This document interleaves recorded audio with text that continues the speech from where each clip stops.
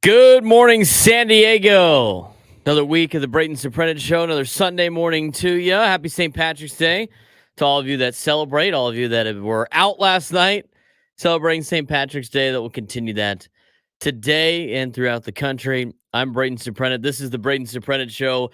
Little interruption in the usual national programming to bring you some local sports talk here in America's finest city. And I'm excited to do that. And again, a great opportunity for me to be able to bring you some sports insight, especially involving San Diego teams, San Diego schools, and everything in between. We got a great show planned for you today. A lot of Padres talk on the show. A lot of Padres talk, when it comes to a game that they already played this morning. How many of you were up at 3 in the morning watching the San Diego Padres take on the Korean national team? I don't know. I wasn't up for that, but I did research and watch some of the highlights. Padres beat Korea 1-0 this morning at 3 in the morning. They scored 1 run in the bottom of the first inning, and they didn't score the rest of the game. Held Korea to 5 hits total. Padres 1 run, 4 hits, no errors. Korea, no runs, 5 hits, no errors. Winning pitcher was Johnny Brito. He is 1-0, if you will. Moon takes the loss, and Robert Suarez gets his first save, if you will, in this exhibition game. So San Diego, 1 game in, and we'll play another game tonight at 8 o'clock, which you can hear right here on 97.3 The Fan. Team's starting to get put together a little bit. And I mentioned this a couple of weeks ago when I filled in for Annie and Elston about something that Doug Gottlieb used as a reference about roster construction, about a team, and having your opinions once it's finally finished. And what he's talking about is he tells a story, and I think this is relevant again. He tells a story about when him and his wife were remodeling their house. And in the process of remodeling their house, his wife did not like the way one of the rooms looked. Like, this is terrible. This is not what we wanted. This is not what I wanted. This is not a good job. I'm out on this. And Doug said, well, it's not finished yet. The room is not finished. Let them finish the room on the remodel and then talk to me about what you think of the room. Let's save our opinions for when the team is finished. So about a month ago, even a couple of weeks ago, you were looking at this Padres team, and it was very difficult to really gauge what type of team they were going to be. Because they still needed a starting pitcher. They still needed outfield help. They still need, maybe some bench pieces. And they traded away Juan Soto, and this offseason's terrible. And the Padres, on paper look like a 4th-place team. I was saying all of that as well. But you really couldn't grade the team, and still can't grade the team until you get that official opening day roster in a couple of days when they take on the Dodgers in Korea at 3 in the morning. And even then, the roster's a little bit different before opening day when they come home and play the Giants a week from that. Why am I bringing this up? Well, the Padres added DylanCease last week. That's one reason. And the second reason, as we got a report from Bob Nightingale in the USA Today, the San Diego Padres and outfielder Tommy Pham are moving closer to reuniting on a 1-year, $3 to $4 million deal. Pham earned $8 million last season, including incentives, while helping lead the Diamondbacks to the World Series. He played for the Padres in 2020 and in 2021. The Chicago White Sox have interest in Pham if his potential deal with the Padres hits a snag. That would be a nice pickup for San Diego. To get Tommy Pham back in a Padres uniform. Would that complete this team? No, but it makes it a lot better. And I think you could start to evaluate what this Padres team looks like a little bit more as the room is starting to come together. This remodeled room is starting to come together. I didn't think the Padres really had any interest in DylanCease. I mean, obviously, who wouldn't have interest in DylanCease? But I didn't think that was a move that could be made for the Padres. Didn't know they were talking about it. And last week, they go and they get an ace-level pitcher, regardless if he's going to be the ace of the staff or not. They get an ace-level pitcher in DylanCease. That drastically changes the outcome and probably the expectations of most Padres fans. Those for me. I thought for sure they'd probably be a fourth-place team. They'd be battling with the Giants for third place, depending on if the Giants were able to sign BlakeSnell or not, which that's still in the conversation. We're going to get to that in just a second. But it changed the outlook. It changed the excitement level, I think, for the Padres season, getting a guy like him. Because now you got 4 starters. You go from having a starting rotation that could get you to the playoffs to a starting rotation that can get you through the playoffs. That's a major difference in Major League Baseball. You got 3 top starters or 3 starters that are solid, you could make the playoffs. But once you get into playoff mode and you need pitching, and more pitching, as we saw with this Padres team in 2022, that 4-starter became a huge issue for San Diego. It was Sean Manaea and Mike Clevenger trying to get you a win against the Dodgers and the Phillies, and both of those games were disasters. Now, it's probably Michael King. I'll take my chances. So you go from a rotation that could get you to the playoffs to a rotation that can get you through the playoffs. That's a major upgrade right there. Let's talk about Tommy Pham a little bit more. I don't mind Tommy Pham. I thought his issue he had with one of the Padres fans was kind of ridiculous on both parties. I think both parties were at fault there. We've seen the animosity. We've seen kind of some of the hate that the Padres fans have given Tommy Pham throughout the years. But I'm telling you right now, this Padres team is better with Tommy Pham out there in left field than it is without Tommy Pham out there in left field. And it gives you another bench piece because it either moves Profar to the bench or you split time with Pham and Profar in left field. It gets you more veteran leadership. It gets you that hard-nosed player that will keep guys in line, that will show some of the young guys how to play. And here's the other thing with Tommy Pham, because a lot of people are like, that don't know Tommy Pham, want to say how much Tommy Pham is like a cancer to the team. He's not.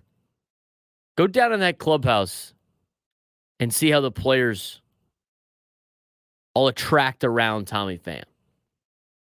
They love Tommy Pham. He's one of the guys. The players on the previous teams loved Tommy Pham. I know he had that issue with Hassan Kim in Chicago. The guy wants to win. He's hard-nosed. He wants to win. And he's a good veteran bat. And I think he's gotten better since having that eye surgery. I'd like to see Tommy Pham in a Padres uniform. That gives you more versatility. It gives you more veteran leadership. It gives you more experience. Gives you better opportunities. You could play around with the lineup a little bit more. And for only $3 to $4 million, if the Padres are able to sign him, round of applause for AJ Preller for what he has been able to do this offseason with the budget that he's had. They needed a starting pitcher. They went and got a starting pitcher that cost him $8 million. We could talk about prospect capital in just a little bit, but the reality is you're trying to stay under the CBT and you needed a starter and an outfielder. And if you could get DylanCease for $8 million and Tommy Pham for $3 to $4 million on a 1-year deal, then all of a sudden you still have the ability to make a move at the trade deadline and not go over the CBT. That's fantastic. That's great news. So if the Padres can pull those two moves off, well, they already pulled one of them off, but if they could pull the Tommy Pham move off, I change my outlook again on this Padres team. And we're going to talk about that in just a little bit. We're going to talk about, the season outlook for this Padres team, kind of break down the roster. I think if you sign Tommy Pham, it puts less pressure on Jackson Merrill. I saw this today in Nightingale's piece talking about Jackson Merrill. Scouts have been enamored by the rising progress of shortstop Jackson Merrill, who has played only 46 games above Class A, none in AAA, and now will be the Padres' opening day center fielder. He has shown tremendous discipline at the plate, just putting the ball in play. This is the best part, he'll be just the third center fielder to start on opening day before the age of 21 in baseball history, joining Hall of Famer Ken Griffey Jr. and Andrew Jones, who has been on the Hall of Fame ballot a couple of times. That's some pretty good company to be in. That's some high expectations. And so far, he has done a great job. Now, I have nothing against Jackson Merrill. I do have something against the Padres for rushing him up because they need somebody there and they want to stay cheap. I don't think they're necessarily saying that he's earned a spot because he's outplayed veteran players. But I will say this. If he could be what he's doing in spring training, the Padres are making the playoffs. It's not even close. It's not even a question. But we have to be patient with this kid because he is going to fail at the major league level eventually. He is going to go through a slump. Everybody does. And you can't get on him too much about that. You're going to have to let him fail, figure out how to adjust to the major leagues, and then let him succeed. And if he can make that adjustment, he's going to have a good time. But it takes the pressure off Jackson Merrill if you add Tommy Pham to this lineup. The downside of adding Tommy Pham to this lineup is it still doesn't address the fact that you really have no left-handed bats. Profar's a switch hitter, and Jake Cronenworth is your best. He is your best left-handed hitter. He needs to have a big year. He needs to have a really big year for the Padres to be successful.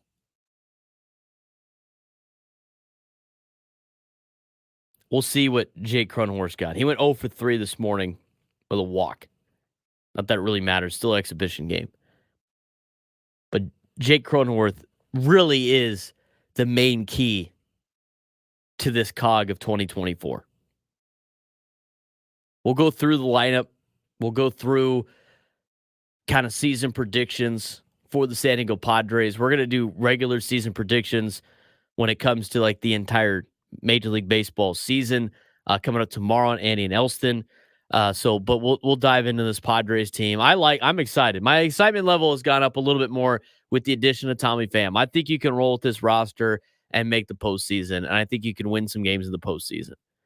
The last couple of days, we've been sizing up teams in the National League with the Padres in terms of competition for playoff spots. I said it a month ago. Start looking at some of these teams. The Padres have a better roster than them. As much as we want to be doom and gloom about the Padres in 2024, and I've been there in the group, realistically, especially with the addition of Cease, and even if you add the addition of Tommy Pham, hopefully, that's not a done deal yet, even though they're moving closer to it. There's not a lot of teams in the National League that are better than the Padres, aside from the ones that are already going to win their division. And I said that about a month ago on this show. And it still holds true to this moment. What are your excitement level, Padres fans? What is your excitement level? Did it change with DylanCease? I'm going to break down the DylanCease trade, too, later on. That's a great move for the Padres on so many different levels. And I saw that, graded as a 3-team trade.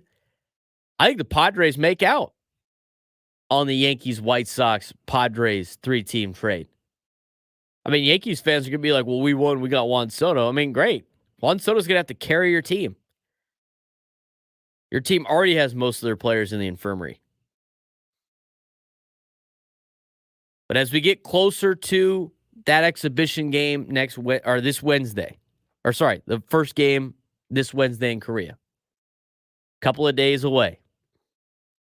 How excited are you for the season now compared to last week, compared to a month ago? 833-288-0973, 833-288-0973. Want to get to hear from you fans.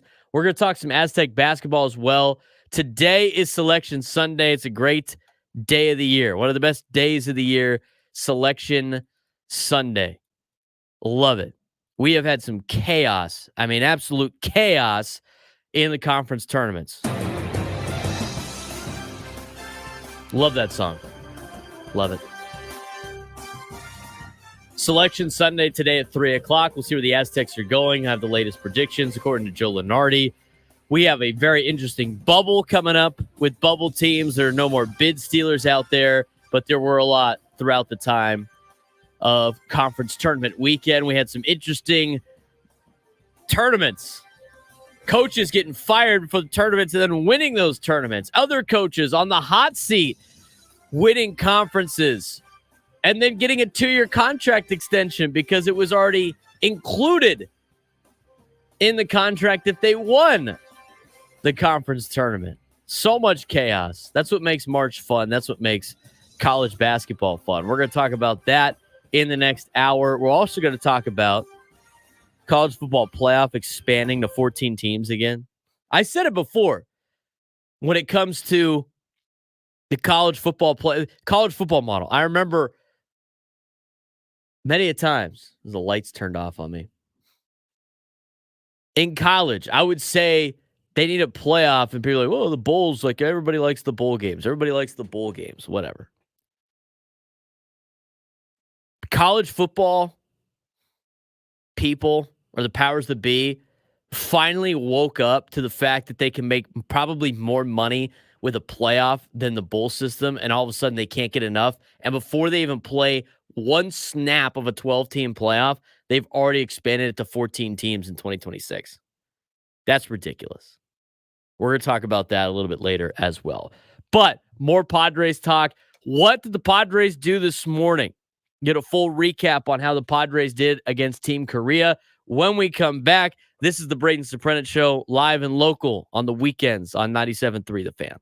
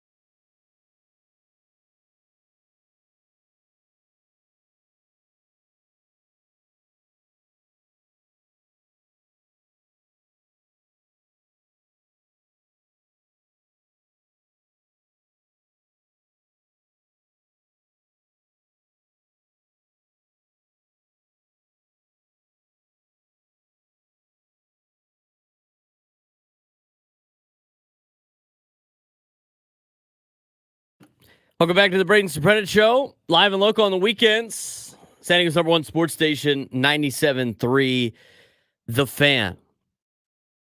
A lot to talk about when it comes to the San Diego Padres. Happy St. Patrick's Day to all of you that celebrate. I don't have really any Irish in my in my system, if you will. Mostly Italian, so don't really participate in St. Patrick's Day as much as everybody else. But I will be doing some corned beef today. I'm a fan of the corned beef and cabbage. It's not bad. I think we're going to do some corned beef sliders today, triggering some corned beef brisket, which is always a good time. Anything aside from like my first name being Irish, Braden is an Irish first name. There's nothing about me that is Irish. So it's tough to be like the diehard St. Patrick's Day participant as a non-Irish lad. But that being said, happy St. Patrick's Day to all of you that celebrate. I know we saw some in the chat. Here we go. Happy St. Patrick's Day. Happy St. Patrick's Day. I guess he did it for both. I do want to talk about the San Diego Padres. Had a game today. They played today against the Korean national team. And here was the results of this game as they beat Korea 1-0. A little bit of a tune-up game, if you will, for the Padres, an exhibition, trying to adapt to playing in Korea, get on the same clocks. San Diego Padres won 1-0 over to Korea. They scored that one run in the first inning. That first inning for the Padres, Xander walked, Fernando walked, Cronenworth walked. Had the bases loaded and nobody out. Machado struck out looking for the first out. Kim popped up to shortstop for the second out. And then a wild pitch by Dongju Moon scored Xander. Bogarts advanced everybody else 90 feet. And then Jerickson Profar worked a walk to load the bases back up. And then Camposano struck out swinging to end the inning. And the Padres only scored one run. That being said, they ended up winning the game 1-0. Again, these games don't really matter, but nice little tune-up games for you. Aside from that, Padres offensively, that didn't really do too much. Tatis had a hit. He had a single later on in the ball game. He finished the day 1 for 3 with a walk. Bogarts 0 for 2 with a run scored. He did walk twice. Not bad of the leadoff guy, and I know that's been an interesting point of contention for a lot of Padres fans. Where does Xander hit? Where does Fernando hit? They've been flip-flopping 1 and 2. I don't mind either, to be honest. I mean, I'd rather have Fernando bat leadoff just because he's more deadly on the base paths. But Xander's going to have professional at bats. He's going to run up pitch counts and he's going to get some good pitches to hit.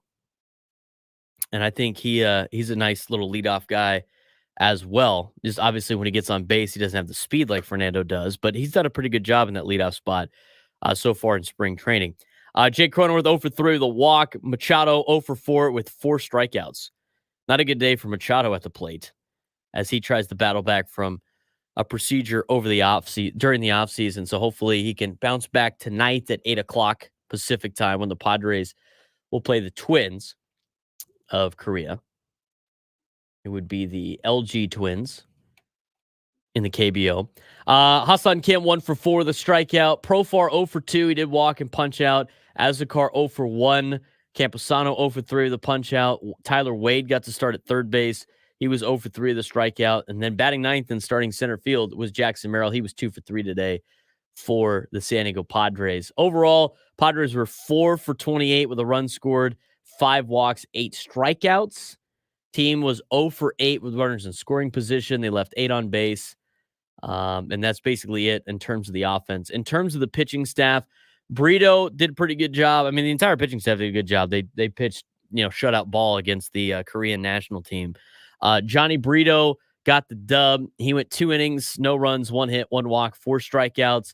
Kolak came in. He pitched an inning, got a strikeout. Estrada pitched an inning with a strikeout. Matsui, it was good to see him back out there and competing. He went an inning, gave up a walk. Cosgrove, inning, 2 strikeouts. De Los Santos, inning, 1 hit. Peralta, inning, 2 hits. And Suarez, an inning, 1 hit, 1 walk, and the save for the Padres. And that was it. Time of the ball game was 2 hours and 28 minutes. Played in front of 12,497 at the Gosha Sky Dome. First pitch was at 3:07 this morning, 7:07 p.m. Korea time. And that was the look at the Padres' first game today. They will play again, as I mentioned, at 8 o'clock later tonight. And hopefully we'll give you updates. That game will also be on the air, 97.3 The Fan, to be tuned into that as they get ready for regular season action coming up on Wednesday. There are some news and notes that are very notable around Major League Baseball, aside from the Padres and the Tommy Pham news, which we'll rehash when we come back, but also some BlakeSnell news. Sounds like he wants to stay on the West Coast. There's a team in the AL West that would really love to have him part of their team, but are kind of balking at the asking price. Is BlakeSnell still asking for too much money as we get days away from opening day for the Padres and Dodgers and almost a week out from opening day for everybody in Major League Baseball? We'll talk about that. Plus, Padres 2024 season preview. I think this team's a lot better than it was before. And as I mentioned in my open, don't judge the remodel until the remodel is done. I don't want to know your opinion on the room that's getting remodeled until the room is done. Padres still in a little bit of remodeling mode, but the team's starting to come together. We'll talk about that when we come back. Braden Surprenant Show, San Diego's #1 sports station, 97.3 The Fan.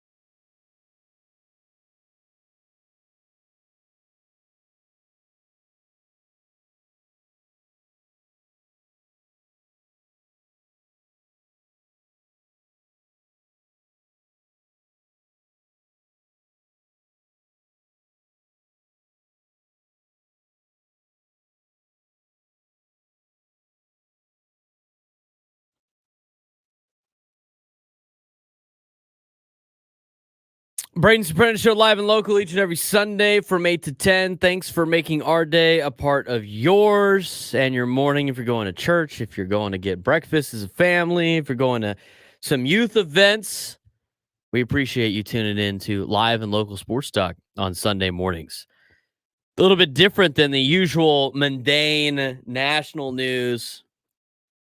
Yeah, I get it. Justin Fields was traded yesterday, which I thought was very significant. I don't know what the Steelers are doing. But I don't need to spend the entire show on that because nobody here cares as much as the Padres, who played a game this morning. We mentioned again, it was a 1-0 victory for them over Team Korea, which is fine. I think they're acclimating to playing on the other side of the world, of course. It's a very difficult thing to do. And so hopefully they'll be ready to go by the time they take on the Dodgers on Wednesday morning. We're going to talk more about the Aztecs in the next hour, as we had a couple of comments about that in the chat. Chance, who called into the show last week. Let's talk about how the Aztecs choked. They aren't ready for the madness this year. First round knockout if they get their number called. Are you saying they're not going to make the tournament if they get their number called? I mean, they're going to be in the tournament. They're probably going to get a 6 seed now, which kind of sucks. They should be anywhere between a 4 and a 5. I thought if they won the Mountain West, they should have gotten a 4 seed. I think they should probably get a 5, but we know that the East Coast powers that be probably don't value the Mountain West as much as they should be valued, even though they're going to get 6 teams in today. I don't know. I think it depends on the matchup. I think the thing that's interesting with college basketball, we're going to get to this in the next segment, is the fact that it's wide open. And you could tell because none of the 1 seeds are winning their tournaments. Purdue is out. They lost last night. Houston got rolled by Iowa State. North Carolina didn't win their conference tournament. Tennessee was an early exit in the SEC tournament. I mean, you start going down the list. There wasn't a lot of 1 seeds that won. In the Pac-12, Arizona lost in the semis. Mountain West Conference, number 1. San Diego State ran them out of the building in Utah State. Going into Saturday night, or Friday night, actually, I think there's like 30-something conferences. Out of those 30 conferences, 16 1 seeds didn't make the final. / didn't win their tournament. I think that says more about what conference tournaments are, more so than some of the teams that are in it. But that being said, I think it's a wide open contest this year in March Madness. UConn and Houston are pretty legit. But you saw Houston get exposed yesterday. Now, that being said, Houston didn't play all of their guys for a lot of minutes because at the end of the day, the conference tournament didn't mean anything. It doesn't mean anything. Unless you're in a 1-bid league, it means nothing. And even in a 1-bid league, it's so dumb because you could be the best team in your conference the entire year, and then one team gets hot over the weekend, and they're going to the NCAA tournament, and you're sitting at home. Like Long Beach State, good for them. Their head coach is fired. Before the conference tournament, he's allowed to coach in it. They go on a run, and they end up winning the conference tournament. Now they're going to be in the NCAA tournament. They'll get rolled in their first game, almost guaranteed. There's really no guarantees in March Madness because you never know what's going to happen. That's why it's impossible to pick brackets. And that's why people like picking based on what their cat or dog did or like flipping a coin have a better chance probably at winning any type of bracket challenge than anybody that watches college basketball religiously does. And you see that all the time. Well, we're going to talk more about that at 9 o'clock. I mentioned to start the show, we had this news this morning. 97 Through the Fan tweeted it out, but it's from an article in the USA Today by Bob Nightingale about some nuggets around the league. I mean, the main part of the article is about, the nostalgia of the ESPN broadcast crew going out to Korea to do the game for the Padres and the Dodgers this week and going back to the 2020 year where the KBO was playing and nobody else was, and they were broadcasting games at like 2 or 3 in the morning, yada, yada. But around the end of all Bob Nightingale articles, he has Around the Base Pass. And Around the Base Pass is just some kind of local news and notes around Major League Baseball. Not local, but news and notes around Major League Baseball. San Diego Padres and outfielder Tommy Pham are moving closer to reuniting on a 1-year, $3 million to $4 million deal. Pham earned $8 million last season, including incentives, while helping the Diamondbacks get to the World Series. He played for the Padres in 2020 and 2021. White Sox have interest in Pham if his potential deal with the Padres hit a snag. I find that very significant, obviously. I think that really changes the roster, and I'm going to tell you about that in just a second. But I do want to mention some other notes. 2-time Cy Young Award winner BlakeSnell, former Padre, who's still out on the market, has informed the Astros that he's willing to sign a short-term deal to join the team, but is seeking at least a 2-year guarantee for $66 million that includes an opt-out after the 2024 season. The Astros are intrigued, club officials say, but they are the latest team to balk at his asking price. The Astros, who began exchanging proposals with agent Scott Boras earlier in the week, are waiting to see if the price tag drops. The Astros' concern is that they will be over their third luxury tax threshold if they sign Snell. Where have I heard that one before? They have a projected luxury payroll of $256 million, according to Cott's contracts, and will eclipse the second tax threshold of $277 million, which is a 45% surcharge if they sign Snell to a contract exceeding $20 million a year. The Giants remain in the picture for Snell, but also are waiting for Snell to lower his demands, just as they did when they signed third baseman Matt Chapman to a 3-year, $52 million contract with opt-outs after each year. It's very interesting the way these teams are really under some serious pressure of the luxury tax, and all the teams that are interested in potentially adding a guy like BlakeSnell don't want to do it because they can't afford him anymore because of the luxury tax penalties. So I guess the luxury tax is theoretically doing its job to an extent, but I'm curious to see when BlakeSnell is going to sign. I mean, we're getting down to the nitty-gritty right now when it comes to opening day, just right around the corner. Here's the other thing I do want to mention before we break down this Padres roster and kind of give a quick preview of the 2024 season. It does involve the Padres. It's very interesting. It's in Bob Nightingale's piece in USA Today. What was more impressive?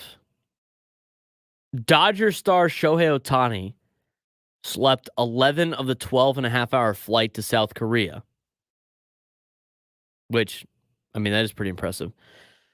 Or new San Diego Padres pitcher DylanCease, after finding out he was traded, scrambling to find his passport, packing up all of his belongings at his Phoenix rental condo, shipping his car to San Diego, going to the Padres complex to work out, and then flying to Los Angeles and then to Seoul, South Korea to meet his new teammates.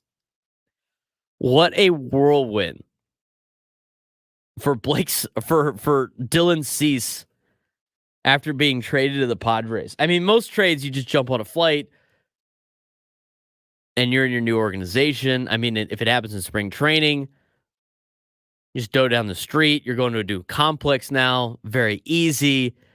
DylanCease gets traded right before the Padres leave to Korea, and now all of a sudden it's just getting all of his affairs in order in a mad dash situation. That's insane.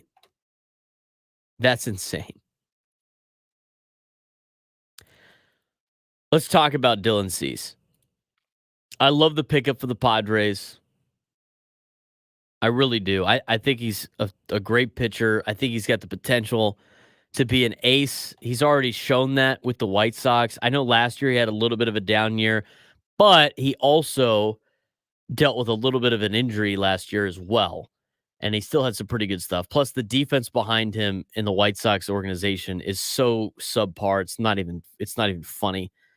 He goes from one of the worst defensive teams and good hitter parks to one of the best defensive teams and best pitchers parks to pitch in all of Major League Baseball. I just think from that standpoint, it's going to be a little bit of a bounce back. But I love this addition to the Padres and this kind of remodeled sense of the Padres organization and their roster that we talked about in the open. You can't judge a project until the project is finished. And that's why it was so hard during these last couple of weeks to basically say what the Padres are going to be like. What do you think about the Padres? Well, I don't know. Their roster is incomplete. Adding DylanCease makes it a lot better. That definitely fills a role. And then if they could potentially sign Tommy Pham, which it sounds like they're close to a $3 to $4 million deal, they're even closer to putting the final touches of the paint in this remodeled room, where you can finally make your assessment, make your judgment. They said if you look at the Padres, White Sox, and Yankees, and look at the trades that they've made as a 3-team trade, right? Where the Yankees get Soto and Grisham. The White Sox get Thorpe, Iriarte, Wilson.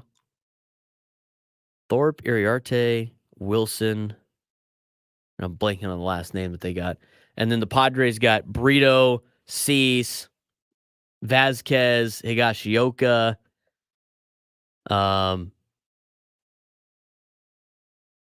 And I think that's ended up being it after they traded away Drew Thorpe. But you look at Michael King. You look at the trade distribution. I think the Padres win that trade in a 3-team trade. I really do. Sure, you lose Juan Soto, and the Yankees fans are excited about Juan Soto, but the reality is Juan Soto is going to have to carry the Yankees this year because of all the injuries. One, they've already suffered, and two, we already know they're probably going to have to deal with because of the same players that are constantly hurt in the Yankees organization. The pickup of Cease does a lot of different things. It turns your playoff making rotation into a playoff advancing rotation. Padres jumped up to the 7th best rotation in Major League Baseball according to Fangraphs. I would agree with that. I think it's a top 10 rotation now. I mean, number 5 is going to be a little bit of a crapshoot. I know it's going to be either Vasquez, Brito, or Waldron. But when you look at the Juan Soto trade before they acquired DylanCease, I think a lot of Padres fans were upset. I was one of those fans as well. The whole point in trading Juan Soto was to create more money space. Can't say cap space, not really a cap, but more CBT space to fix all the other holes that you had on your team. And the Padres, up until that trade with DylanCease, had not done that. Now, using Drew Thorpe and a couple other pitchers for the Padres to get DylanCease, that makes the Juan Soto trade 10 times better. You traded Juan Soto, you brought in DylanCease. It's a star for a star. It pushes people back, maybe into the bullpen and a long relief. That makes your bullpen a lot better. It makes your starting rotation a lot better. With the addition of Tommy Pham, all of a sudden, and that's not official yet, but they're getting closer to potentially reuniting on a 1-year deal with Tommy Pham, as I mentioned before. It makes your lineup better. It makes your bench better. Your outfield got a lot better. Less pressure on Jackson Merrill. This team is starting to come together a little bit on the roster side. And you never know what A.J. Preller has up his sleeve, but both of these moves do a couple of things. They save money where you stay underneath the CBT, which is the plan all along. I mentioned that months ago. That's a big plus right there. The second thing it does is it talks about added needs that the Padres had. So you address glaring needs and you're saving money. But also, you don't use up all of the money that you had. Correct. It was Zavala. They traded Zavala to the White Sox.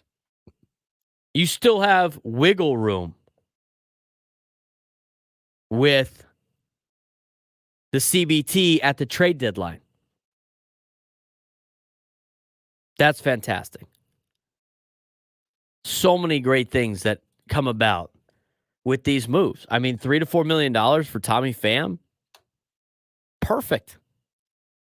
The only thing that they're lacking right now is a left-handed hitter. That's basically it. That's the only thing that they're lacking right now is a real left-handed hitter. They have Jake Cronenworth. He is your best left-handed hitter, but you're going to need somebody else. And that might have to be a deadline pickup. But as constructed, we talked about it multiple times. We, as Padres organization, not really we, but the Padres organization, as constructed, is good enough to make the postseason, and all you got to do is look at their competition. We know the Dodgers are probably going to win the division, and even make and if they don't, they make the playoffs 100%, unless something catastrophic happens. But here's the thing: winning the division doesn't really matter. I said that a couple years ago. It doesn't matter, especially if you could beat them in a playoff situation, which they did in 2022. So they're already in. Braves are already in, most likely to not, either as a division winner or a wild card. The Central's kind of a crapshoot, but I'm going to give the edge to the Cardinals right now. I guess the Cubs could probably be there as well. And then the Phillies are probably going to make the playoffs. That's 4 of the 6 spots. You got 2 spots left, and it's the Padres, the Diamondbacks, and the Giants. It's the whoever doesn't win between the Cubs and the Cardinals, because I don't think the Brewers are going to be very good. And then in the East, it's the Marlins and the Nationals and the New York Mets. Are you afraid of any of those teams? I mean, are any of those teams better than the Padres right now constructed? Like, absolutely beyond better than the Padres? The answer is no. The answer to that question is no. They're in a good spot. The Padres are. This team's starting to come together. If they're able to get Tommy Pham on this roster, which it sounds like they're close to, they're going to be in real good shape. And I'm not saying World Series, obviously. I'm just saying from a playoff perspective, this team it's coming along.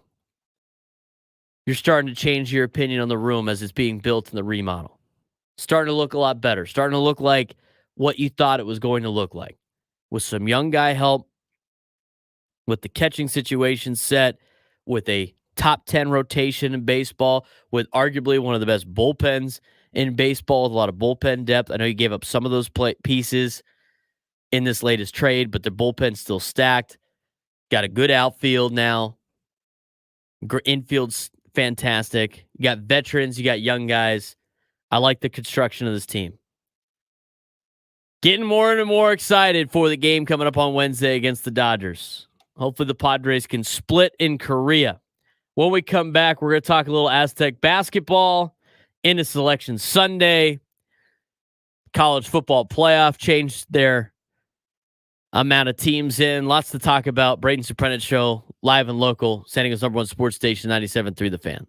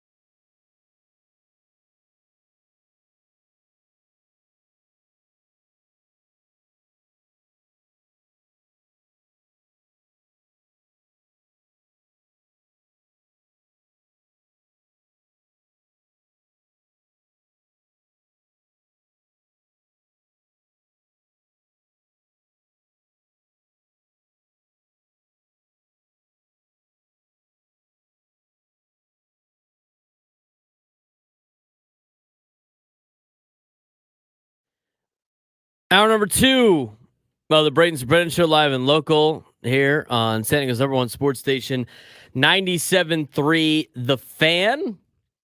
And thanks for making our day a part of yours, our morning a part of yours on this St. Patrick's Day on a Sunday.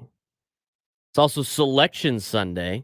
Looking forward to that coming up at 3 o'clock in the afternoon. See where everybody is going to be seated. Excuse me.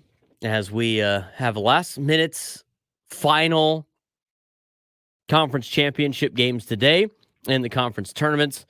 We're going to get to some Aztec basketball here in just a little bit. Do want to mention all of our shows are archived and posted on the Odyssey app. We're also live online. You can follow us on social media at 97 through the Fan SD. You can follow me on social media at B_SURP.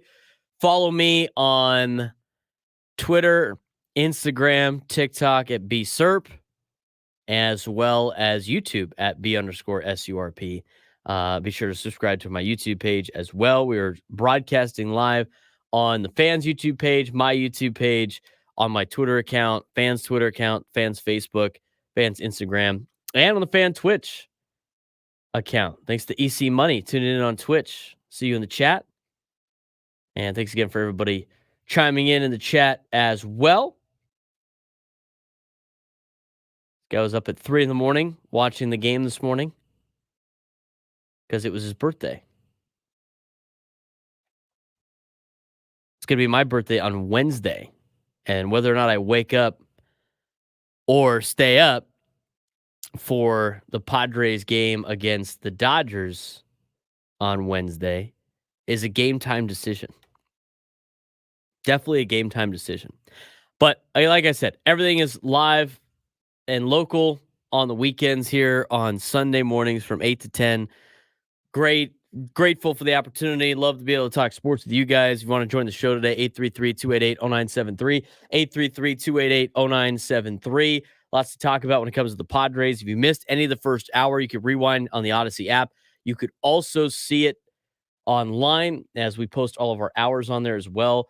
Be sure to subscribe to the Braden Surprenant Show on all of your podcast platforms. Apple Podcasts, Spotify. We are on every podcast platform. And you can subscribe to the show.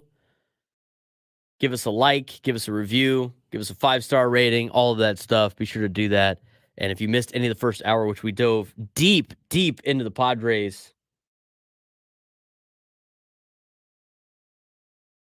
last night, or in the first hour, dove deep into the Padres in their couple of games.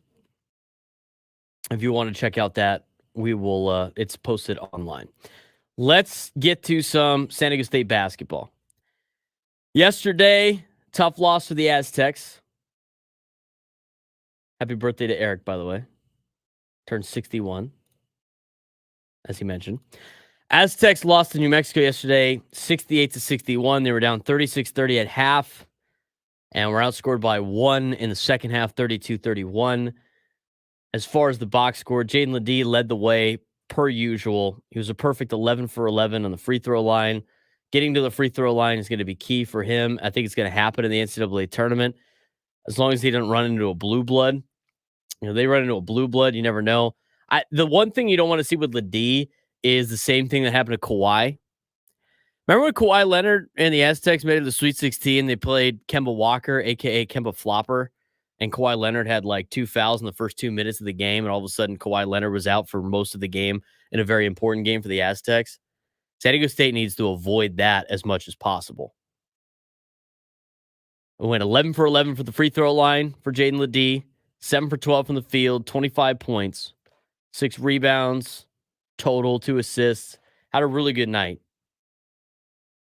J-Pal, 8 points, good contribution. Micah Parrish had a good contribution with 7 points. Darian Trammell only 3 points.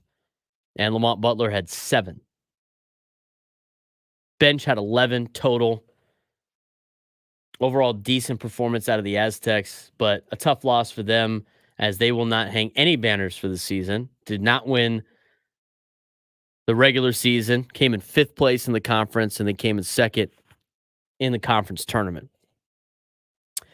House might be one of the most annoying players in the history of college basketball for New Mexico, but got to give the guy credit. He had 28 points, 5 rebounds, played 36 minutes last night.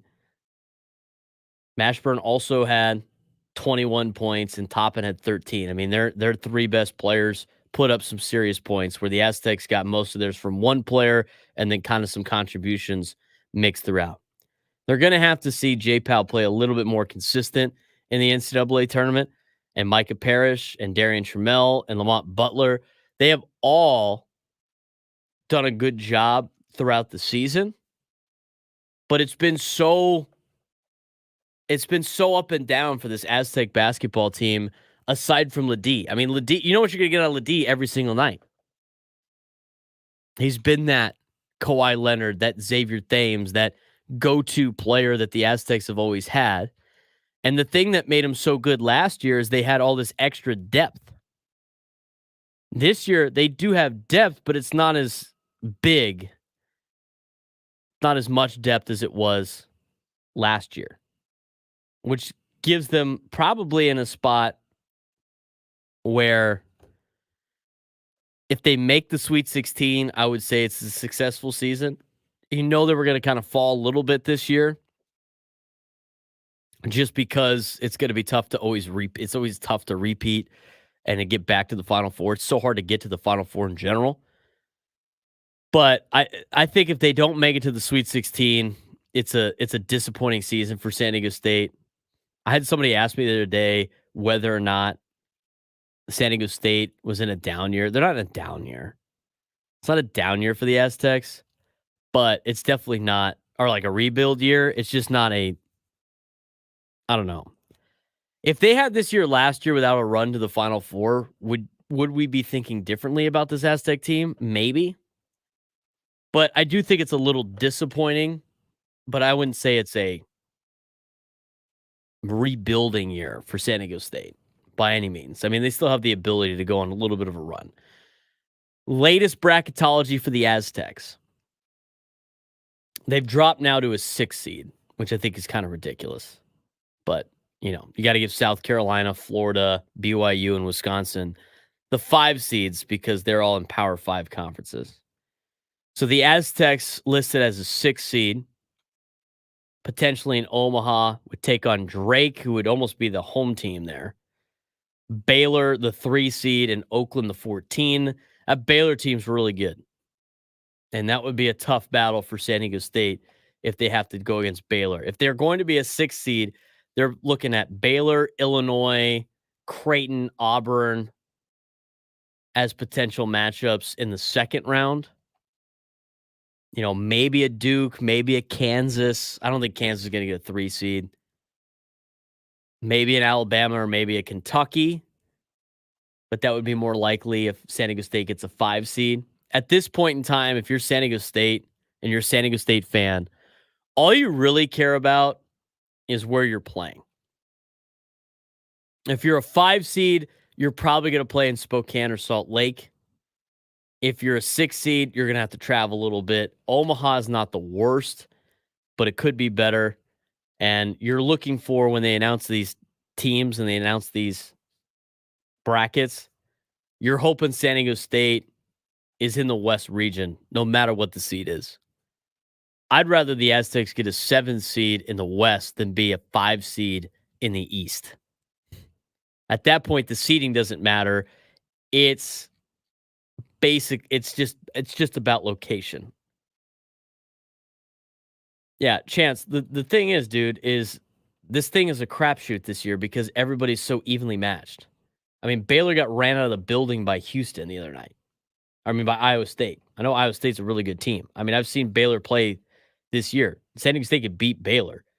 San Diego State, the thing that's weird about San Diego State, they're good enough to beat a good team like Baylor or Illinois, but they're also have the ability to lose to Drake if they don't show up and play their best game. I mean, we've seen them play, beat Gonzaga on the road. They beat Kentucky. It's such a wide open year. I mean, you just don't know what you're going to get with all these schools. There's no dominant team in college basketball this year unless it's UConn, Houston. Those are kind of the two, but both of those teams are vulnerable. And we've seen it.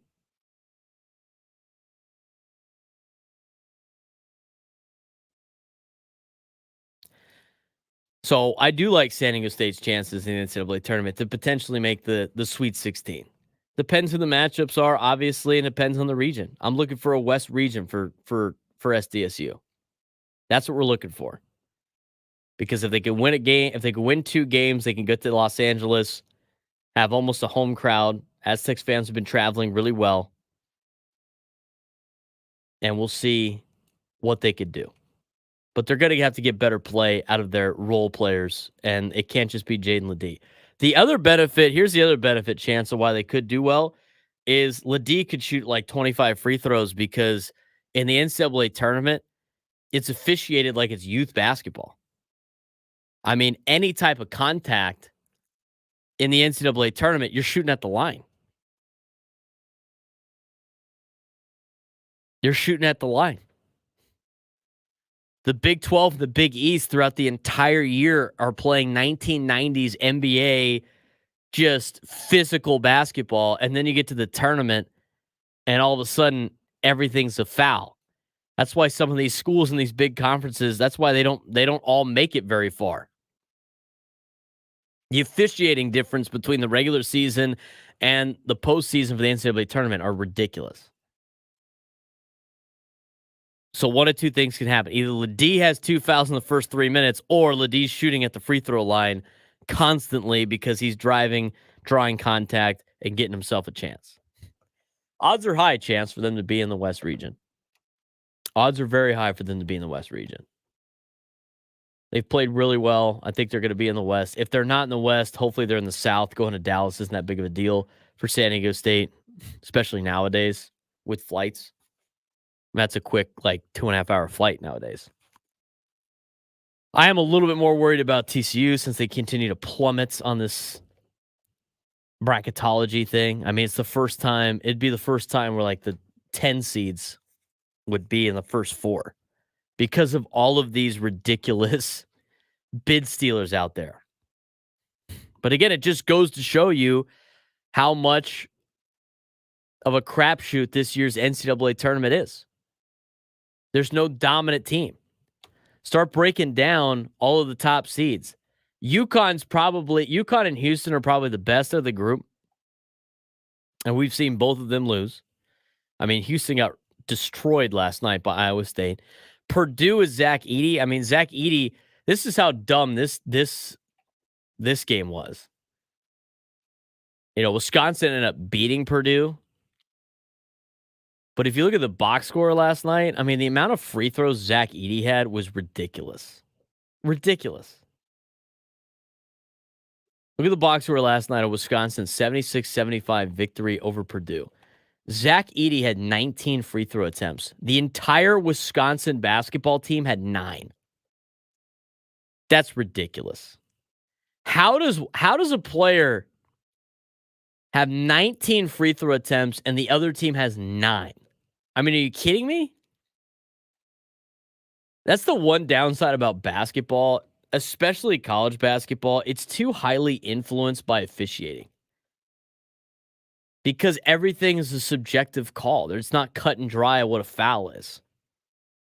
19 free throws for Zach Edey, 9 free throws for Wisconsin. That is stupid. Purdue was 24 for 32 from the free throw line. Wisconsin was 5 for 9. Wisconsin won 76-75 in overtime. But this love affair of Zach Edey is ridiculous. They are an overrated basketball team, Purdue is, and they'll be an early exit just like they were last year. Because Zach Edey is just big. He's just bigger than everybody else, and he gets foul calls. But last year they got exposed because Zach Edey's not athletic. He's just a big guy. That's why he didn't go to the NBA, because he has no future in the NBA. He's a player that's going to be playing internationally for a long time if he wants to continue his basketball career. He's not like a big that's super athletic. He's just a big guy. So that's another number 1 seed. North Carolina lost to NC State last night. They're on a little bit of a run here as of late, but they're not that scary of a team. You start looking at the 2 seeds. Tennessee, first round exit in their tournament in the SEC. Rick Barnes and company are usually a circus when it comes to March. They lost the Sweet 16 last year. They got the talent to make a big run, but they're not a world beater team. Arizona is such a fraud. I'm an Arizona fan. I grew up rooting for Arizona. They are such a fraud. Arizona, I'd be shocked if Arizona made the Sweet 16. If you're a 7, 10, or a 15, you're licking your chops if you get Arizona. I mean, they haven't really done anything all season, and they've been so disappointing. Another 2 seed, Iowa State. They just won the Big 12. They've been on a big run. Iowa State, they got hammered by Houston in the regular season. I mean, again, go through it. There's not like there's these teams where, a couple years ago where you got Kentucky with these one and done rosters just loaded where you're going to need a miracle to beat them. It's wide open in the NCAA tournament this year.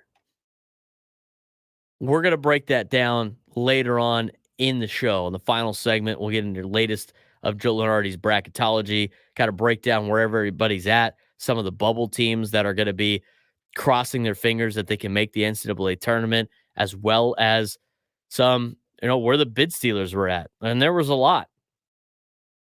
And the NCAA wants to add more teams to this tournament. I don't think that's that great of an idea. Just as much as I've been a favorite of college football adding playoff spots, it's starting to get a little bit out of hand. They expanded again this week.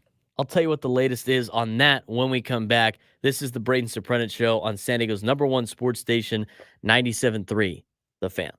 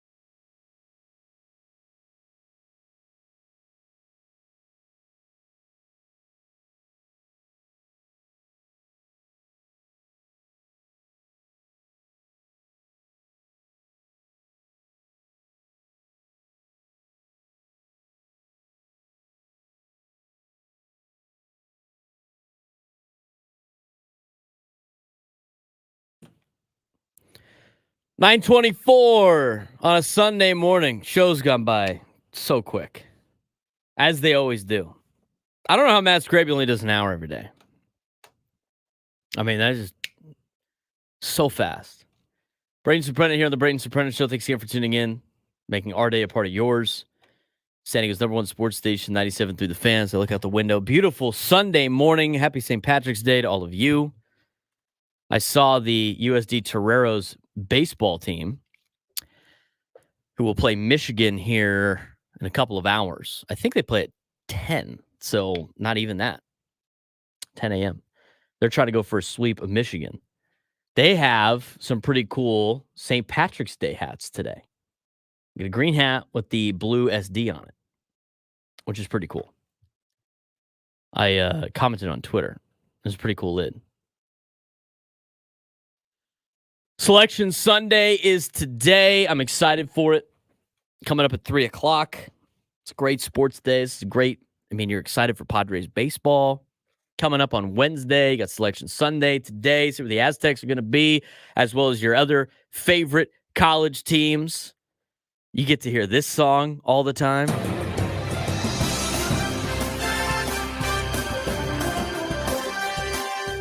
Which is great. Can't wait to give those updates with games coming up on Thursday and Friday.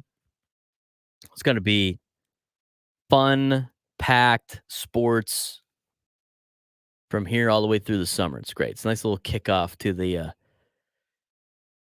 summer slate, late spring, summer slate. And we have made it through the awfulness that is January, February sports months. I want to talk about college football for a second, as the powers to be, they're so smart. These guys are so smart. I don't know why we never thought about this, us college football fans. Guys, guys are so smart. College football playoff expanded to 12 teams. We already knew that. Guess what? All 9 FBS conferences in Notre Dame have agreed to the next college football playoff contract. This happened like under the radar last week, by the way. It'll begin in 2026 and bring the sports postseason much closer to an expected 14-team field with guarantees for conference champions. The memorandum of understanding guarantees that the field will have at least 12 teams in 2026 and beyond, but sources indicate there is a strong preference for a 14-team field. That includes the 5 highest-ranked conference champions and the next 9 highest-ranked teams. Not good if you're a group of 5 team. Not good. Sources caution that the exact format is not finalized, and the Big Ten and SEC will have the bulk of control over that, but the others will be protected by parameters that have been put in place and can't be altered. College Football Executive Director Bill Hancock on Friday. Anything else regarding format is to be determined.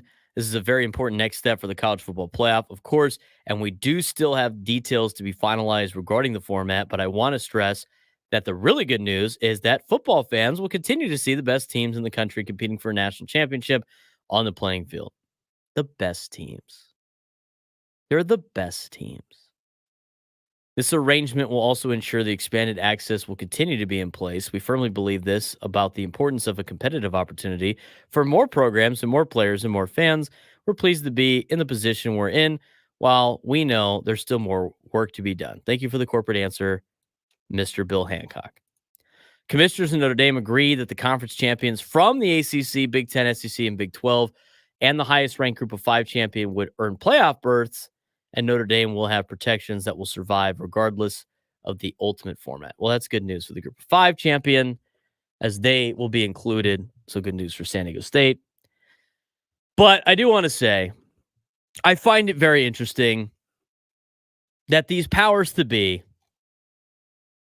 which I find incredibly incompetent sometimes, that tried to shove bowl games down our throat and tried to shove we'll have a bunch of reporters pick our national champion, and then well, we'll have this computer system pick the best 2 teams and they'll just play a championship game because we can't possibly do a playoff, to, well, I guess we could do a playoff, but we're going to pick the best 4 teams in our opinion, not necessarily fact. But we can't have any more than that. It's not possible. We can't. That's not lucrative, any of that stuff. They finally discovered that they can make money with playoff games. What took you so long? And so now they go from 4 teams to 12, and they're just adding teams. We're just adding teams. You have 14 now. Are we going to get to the FCS level of 24? 24 teams? Look, I'm all in favor of expanding the college football playoff. I've been in favor of that since they started this dumb invitational with only 4 teams. That's not a playoff. That's a waste of everybody's time is what it is. Anything between 8 to 16 teams I think was valid, but we're going to add to 14 teams before we even play one snap of a 12-team playoff? Where is this going? What's the incentive here? Oh, I know. We need to get as many SEC and Big Ten schools in this tournament as humanly possible. Not because they are the best, but because they have the most fans. There it is. There it is. There it is. It's not that hard to figure out what college athletics is doing. And in reality, what television is doing. Without television making college athletics must-see entertainment, they would not be as popular as they currently are. That's an obvious statement. But it's grown to a point that TV, who is funding all of college athletics, college athletics are funded by ESPN and Fox with a mix of CBS and NBC. That's who funds all of college athletics. You could talk about attendance numbers and jersey sales and that. Yes, that does factor in. But the reality is these football TV contracts fund the athletic departments at these universities. So TV is fronting the bill, which means TV gets to call the shots. What does TV care about? Do they care about the integrity of the game? Or do they care about how many people watch their product? I mean, think about it. If you're a television conglomerate and you are spending billions of dollars on college sports in order to broadcast these sports, do you want the 2 teams that have earned their way to a championship playing, or do you want 2 teams playing that will draw the most eyeballs, which will draw ratings, which gets you the most money and the best return on your investment? I think we all know the answer to that question. So again, they're expanding this playoff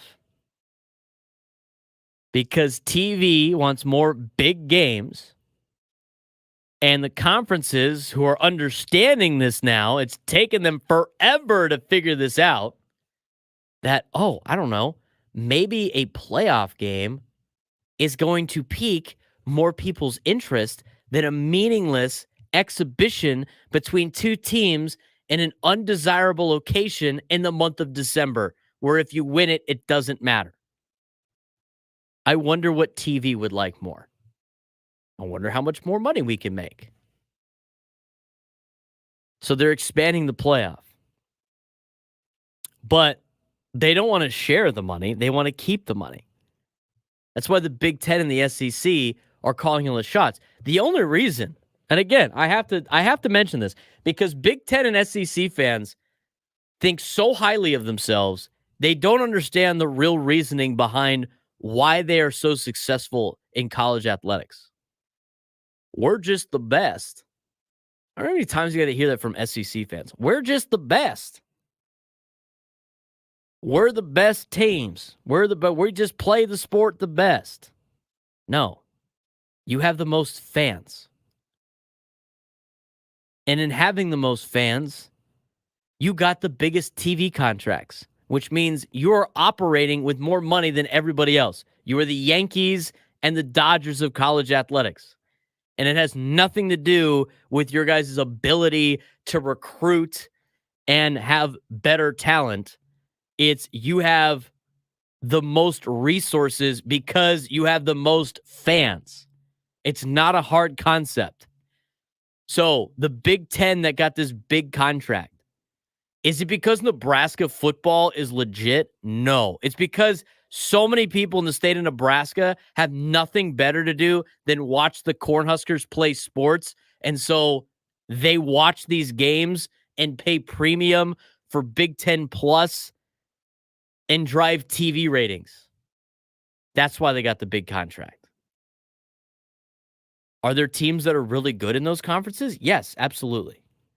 But this whole narrative that the SEC is beyond better than everybody else as a whole from top to bottom is ludicrous. And I'm tired of listening to people talk about it. The SEC every year in football, and I've become an SEC fan because my brother goes to Tennessee. But the reality of it is the SEC is very top heavy with 2 to 3 teams. The Big Ten is top heavy with 2 to 3 teams. And then everybody else has massive fan bases that drive TV ratings. Nobody gives a crap about Minnesota playing Rutgers aside from Minnesota and Rutgers fans. Yet they get the big TV contract and drive the ratings, and everybody's like, oh, it's Big Ten football. No, it's not Big Ten football. It's because you have all of these fans. You have to understand what it is. That's why all of these schools and these conferences are making so much money. I want to know when they're going to start cutting loose the schools that aren't contributing their weight and they're just grandfathered in because they happen to be in the location of where all these schools are. Why is Vanderbilt in the SEC? To drive up their academic numbers? Because their baseball team's good? There's no reason to have Vanderbilt in the SEC. There's really no reason for Missouri to be in the SEC. Aside from maybe Missouri's got a bigger fan base. But I find it funny where schools like Missouri and Vanderbilt and like Mississippi State, remember that Mississippi State fan that was popping off about the playoff matchup because TCU got ran out of the building by Georgia? Like, oh my God, like this is what you can't do. This is the SEC, yada, yada, yada, whatever. Dude, Mississippi State would never be able to get to that point anyway. Dude, stop talking. Shut up. Mississippi State has not done anything in the SEC except for baseball in years. Oh, wow. They had Dak Prescott a couple years ago. Give me a break. Give me a break. I'm all in favor of expanding the college football playoff, but I do not like the reasons why they're doing so and the reasons to cut out the small schools that don't have a big enough fan base. It's making college athletics more corporate. It's making college athletics more about entertainment than it is the sport, which is already what pro sports are. And to turn college athletics into professional sports, they're going to lose their luster. And it goes back to my argument about how the powers to be, these people that are making this decision to expand the playoff, again, not for good reasons, not for a pure process, are sprinting off a cliff, holding hands with the players that think they're going to get paid millions upon millions of dollars playing college athletics. It's crazy. Absolutely crazy. They want to expand the college basketball tournament too. Again, not to get these schools like UC Irvine in the basketball tournament who got one bad game in a conference tournament after winning the conference and dominating the whole year, and now they're left out. No, it's to get the mediocre Power 5 schools in because they drive more TV ratings because they have more fans. I'm against that. We'll talk about that when we come back. We'll talk about that. Plus, we will talk about Selection Sunday one more time. kind of recap some of the Padres stuff we talked about in the first hour. I'm Braden Surprenant. This is the Braden Surprenant Show, live and local, San Diego's #1 sports station, 97.3 The Fan.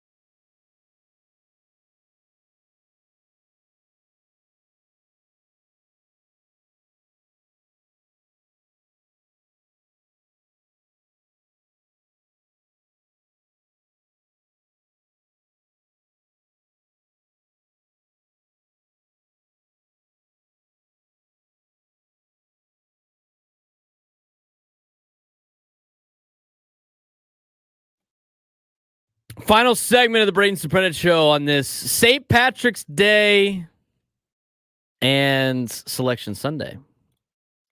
I can tell you what, I don't really own a lot of green. I talked about this earlier. I like St. Patrick's Day, but there's nothing about me that's Irish aside from my first name. My first name is Irish from the Wide Valley. But that's it. Other than that, I'm Italian and French Canadian, I guess you could say.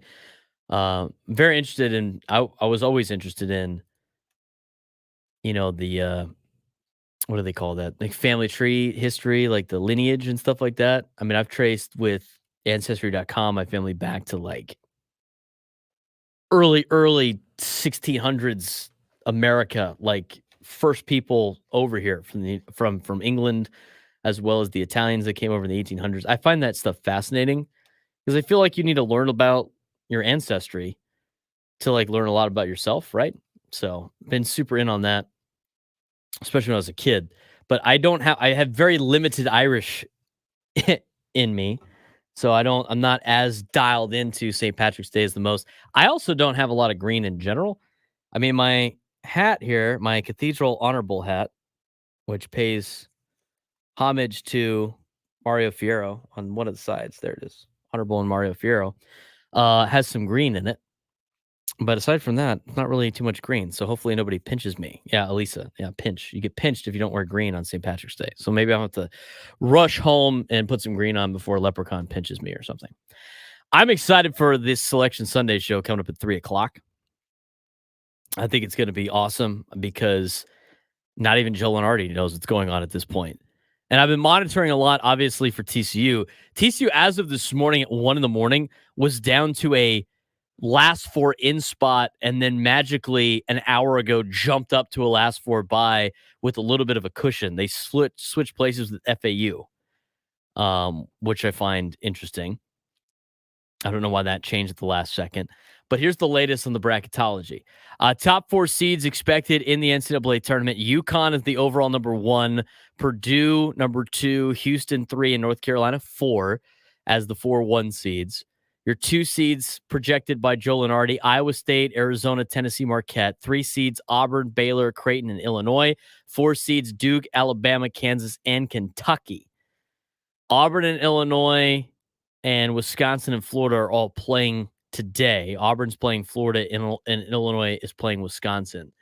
Those games are about to get underway. Those are the only games left that involve power conferences before we get into Selection Sunday. And as Lenardi pointed out, there are no more bid stealers afoot. All the bid stealers have stolen their bids at this point in time. Mountain West Conference, 6 teams are going to be in the NCAA tournament. 6 teams. That's tied with the Big Ten. That's more than the ACC. Unfortunately, it's not going to be more than the ACC and the Pac-12 combined, like I mentioned on previous shows, because that was looking like it was going to be the case for a while. ACC expected to get 4, Pac-12 expected to get 4. Big East, only 3 teams potentially in the NCAA tournament. How about that? Mountain West doubling the amount of teams the Big East is going to provide in the NCAA tournament. That's something you probably would never comprehend as an Aztec fan 5, 6, 7 years ago. Big 12 is expected to get 9. SEC is expected to get 8. Big 10 and Mountain West 6. ACC and Pac-12 4. Big East 3. A-10 2. West Coast Conference 2. And the American are expected to get 2 teams. Everybody else is a 1-bin league. Here's what you're looking for today. If you're an Aztec fan, you're looking to see if they get a 5 or a 6 seed. That is most likely where they're going to be at. You are also paying attention to where the location is going to be because, again, the difference between a 5 and a 6, is it too much aside from in the second round you would play a 3 instead of a 4 if you get the 6 seed? I don't think it's going to be that big of a deal. And the difference between, Auburn and Duke, Baylor and Bama, Creighton and Kansas, Illinois and Kentucky, I mean, those are the 3s and 4 comparisons. I think it's more about location. Hopefully the Aztecs could be in a spot where they're in Salt Lake City or Spokane instead of Omaha. That is something to look forward to. Or look for in Selection Sunday when they announce it. The other thing you want to look for if you're an Aztec fan is if they're in the West region, which means they would go through Los Angeles for the Sweet 16 and Elite 8 if they were able to make it that far. It's a lot better than flying to Boston or going to Detroit, which would be two undesirable locations for San Diego State. Dallas wouldn't be a bad consolation prize. That's not a far flight for San Diego or San Diego State. That's the latest on the bracketology. In terms of bubble teams, according to the latest from Joe Lunardi, final bracket prediction here. I guess he'll have one more. He'll have one more bracket prediction after the A10 and SEC championship games. But this was as of 11:30 this morning Eastern time. Last four byes, Texas A&M, Mississippi State, TCU, and Colorado State. That means they will not have to play in Dayton, Ohio. Last four in, Florida Atlantic, Colorado, Michigan State, and Oklahoma, with Oklahoma being the last team in the tournament, which would give the Big 12 9. I could also see the committee giving them 8 just for no particular reason. Just so they're tied with the SEC because of the bias in the fan bases and all that stuff. And I digress from what I was talking about earlier. Big first four out. St. John's is a new team to the first four out. They were expected to be one of the last four in. They've now dropped to a first four out spot. Rick Pitino and company. I'd be really interested to see if they make the NCAA tournament. But the first four out, St. John's, Virginia, Indiana State, Seton Hall. Next four out, Pitt, Providence, Kansas State, South Florida, who are most likely not going to make the NCAA tournament. That is what you're looking for on Selection Sunday. I'm going to tell you right now, we'll break it down tomorrow on Andy and Elston, but if you're looking at trying to find ways to fill out your bracket, this might be one of the hardest brackets to fill out. This might be one of the hardest brackets to fill out this year because it's such a crapshoot. And I was telling that to Chance in the chat earlier today. You don't know what you're going to get out of any of these teams. You don't know what you're going to get out of any of these schools. It's been crazy this season. It's been a great season of college basketball. I know they want to expand the NCAA tournament, almost double the amount of teams. I don't want to see that. The only way I'm interested in expanding the NCAA tournament is if you guarantee each conference gets two teams into the conference, two automatic bids into the NCAA tournament with the regular season winner and the tournament winner, and then you could determine if that team wins both, who would get the automatic bid, if you will, or maybe you forfeit an automatic bid if that's the case, and it opens something up. I think that would be interesting too. But if that's not the case, then I'm not really interested in making an appeal to have mediocre Power 5 teams into an NCAA tournament just because those conferences want a bigger payout. I'm not interested in that. I'm totally against the big schools breaking away from all the other D1 schools. Even though it's probably inevitable, I'm against that wholeheartedly. Ridiculous. It starts with the college football ranks. It's starting to leak into college basketball. I'm done with the stop making sports about sports and only about entertainment where TV gets to call the shots. But you know what? They're fitting the bill. So I guess it makes a little bit of sense. Do you want to recap kind of the show today? It's been a fun show. Thanks again for joining us today. You can follow me on social media at B_SURP on Twitter, Instagram, and on TikTok. You can also follow my YouTube page at BSurp, as well as all of our 97.3 The Fan accounts, which are broadcasting this show live on the YouTube feed, at 97.3 The Fan on YouTube, at 97.3 The Fan SD on Twitter, Facebook, and Instagram. Thanks again for all of you guys making my day a part of yours as we get to Selection Sunday today. We got a lot of great sports today. It's USD baseball. Shout out to those guys. They are trying to go for a sweep over Michigan in about 6 minutes or so. That game will get underway at about 10 o'clock. They won the first two games, hammered the Wolverines yesterday. Absolutely hammered the Wolverines yesterday. But we'll see what the Toreros got. I do want to mention Padres played earlier this morning at 3 a.m. They beat Korea 1-0. They will be back in action tonight at 8 p.m. Pacific time.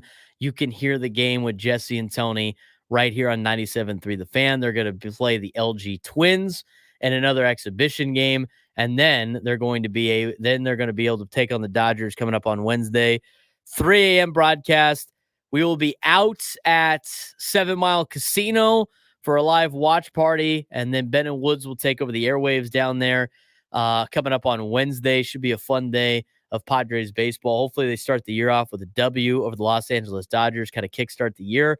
Also, we'll have coverage of the game on Thursday, also at 3 a.m.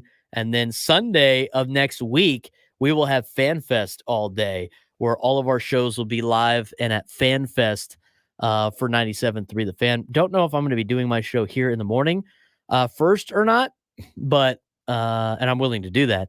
But we'll see all you guys at FanFest next Sunday as well. So thanks again for making my day a part of yours. Really appreciate it. Padres baseball coming up at 8 p.m. Pacific time. We got Selection Sunday today. It's going to be a great sports day in America's finest city. Enjoy your St. Patrick's Day. Try not to get pinched. Wear your green. And we'll talk to you next week on the Braden Surprenant Show, live and local sports talk on San Diego's #1 sports station, 97.3 The Fan.